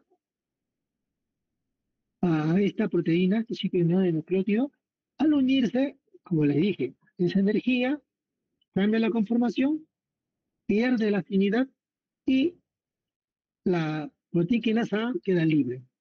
Y una proteína quinasa libre, pues señores, va a empezar a fosforilar, modificar receptores, a aperturar canales, todo lo que hemos visto, todo eso lo va a hacer, ¿no? Actividad de enzimas, etcétera, etcétera. Pero no puede estar siempre ahí. O sea, ojo, no hay enzima o sistema que destruya la proteína A. Lo que pasa es que la proteaginasa A, este, luego que se retira el AMP cíclico, porque el AMP cíclico fue destruido, siempre está en cinética, está en movimiento. No es que tenga una alta actividad, sino que simplemente hay una capacidad de unión de la proteína, de la AMP cíclico a estos sitios de los senos sustratos. Va a llegar un momento en que ya no haya más AMP cíclico, sale de estos sitios de unión y como este tiene una alta afinidad por los sitios catalíticos de de la proteína A, se vuelve a unir y se inactiva. Miren, este mecanismo es diferente. Esta está dada por afinidad. Esta, miren cómo se autocontrola esta proteína A. La proteína A fosforila a la fosfodiesterasa, aumentando su actividad, de tal manera que metaboliza más AMP cíclicos. Y eso hace de que se inactive la proteína A porque se vuelve a unir al pseudosustrato, ¿no?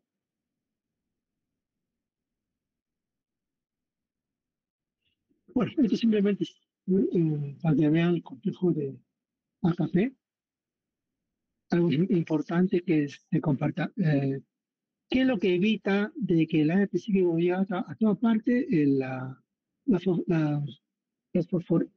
fosfodiesterasa. Esto blanquito significa que no hay fosfodiesterasa, no hay AMP cíclico, y si no hay AMP cíclico, no se activa proteína A. Eso se dice, se compartimentaliza, ¿no? Se compartimentaliza. Y siempre hemos dicho, si hay una fosforilación, hay una desfosforilación. Eso nunca lo olviden. Siempre, si hay una quinasa, hay una fosfatasa. Siempre, ¿no? Ya sea tirosina, ya sea serina, treonina. Siempre va a haber un sistema que le retire el grupo fosfato y lo inactive. O lo active, ¿no? Como le dije, o lo active. Y vamos por último al sistema de los fosfoinositios. ¿Qué se diferencia con el anterior? Se diferencia que aquí la enzima es una fosfolipasa. ¿No? Es igualito el sistema, lo que hemos visto es igualito. Lo que ocurre es que aquí no es una GS alfa, sino es una GQ alfa. La GQ alfa GTP va a activar ya no una diexiclasa, sino una fosfolipasa C. Esta fosfolipasa C, esta GQ, miren, tiene tal función en nuestro organismo, tal función, es tan vital que un exceso de su función generaría la muerte. La muerte no es como la otra, el nivel cólera, que produce un aumento ¿no? de diarrea. Este no. La fosfolipasa C promueve el movimiento de calcio de tal manera que cualquier unión a una toxina mataría al individuo inmediatamente, ¿no? Inmediatamente. Por eso que esta es insensible a las toxinas coléricas y transtóxicas, que son las más grandes, ¿no? Ya, ¿qué es lo que hace la fosfolipasa C? La fosfolipasa C actúa sobre un fosfetidinositol que está en la membrana. ¿No? Tenemos el fosfetidinositol 4,5 bifosfato. Eso es normal, ¿no? La fosfolipasa C, ¿qué lo hace? Genera un diacilglicerol, le quitó un grupo, ¿no? y, y el IP3. El SIN de acá, este era 4,5, fosfetidinositol, se convierte en inositol. Este es un fosfatidilinositol, se convierte se denomina este inositol 1,4,5 trifosfato. ¿Ok? Este que está aquí va al citosol y esto se queda en la membrana porque es parte del fosfolípido de membrana, ¿no? Entonces, bueno, es importante la presencia del calcio dentro de la enzima, de la fosfodiesterasa C, para que modifique la conformación de la enzima para que pueda este, generar y provocar la escisión, ¿no? La actividad enzimal.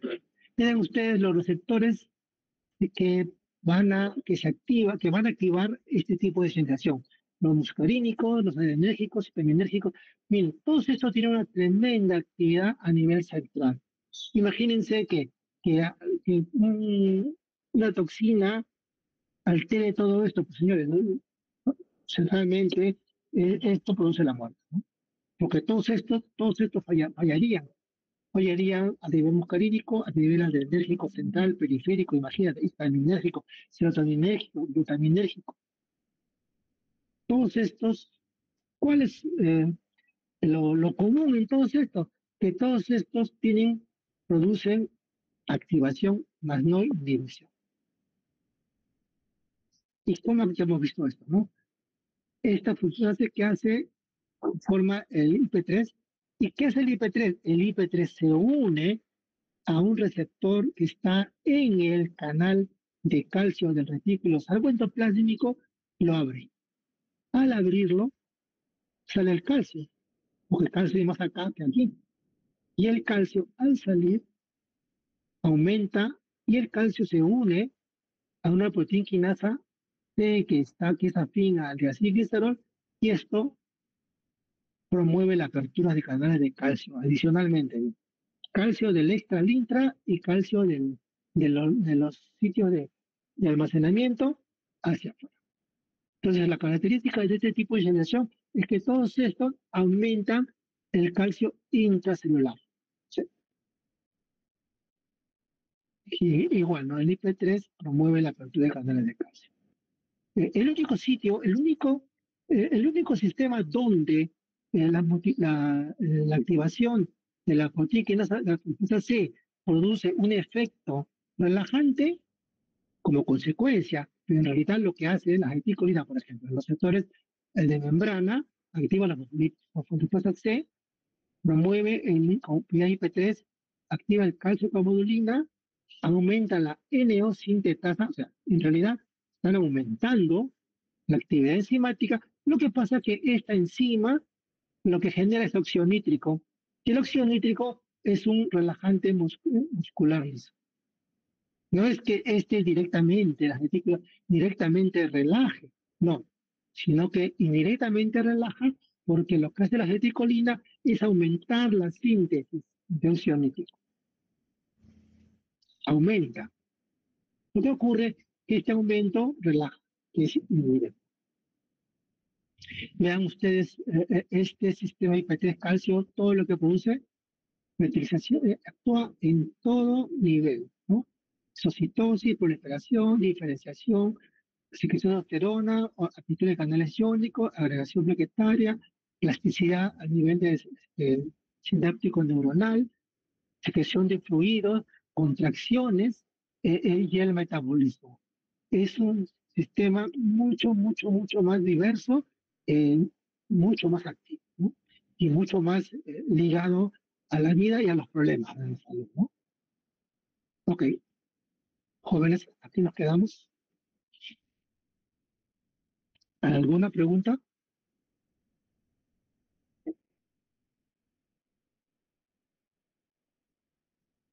¿Alguna pregunta, jóvenes?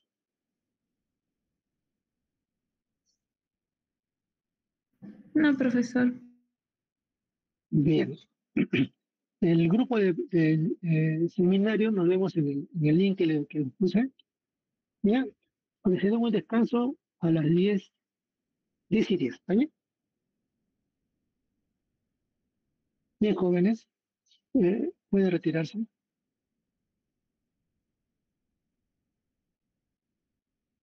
Hasta luego, profesor. Gracias. Hasta luego. Si alguien tiene pregunta, por favor, Gracias, háganlo. profesor. Ok, jóvenes.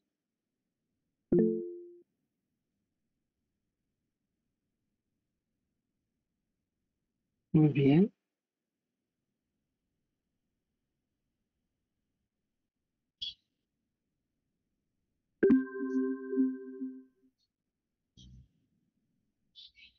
Los jóvenes.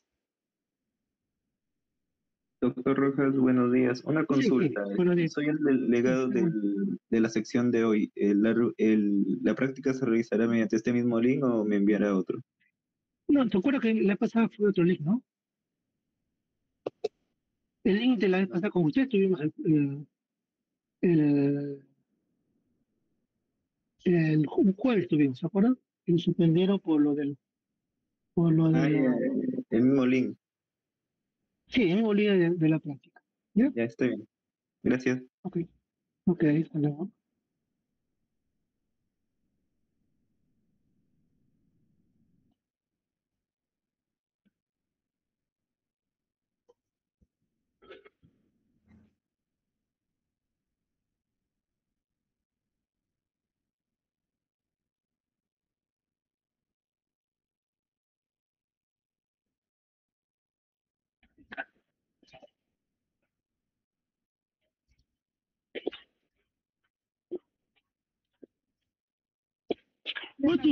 Otro, mentira. Toma el que quieras, Nancy. Tú también, princesa. Mira, debes ponerte aquí. ¿Y acá? Sí, me da más, déjame almorzar. Bueno. Déjame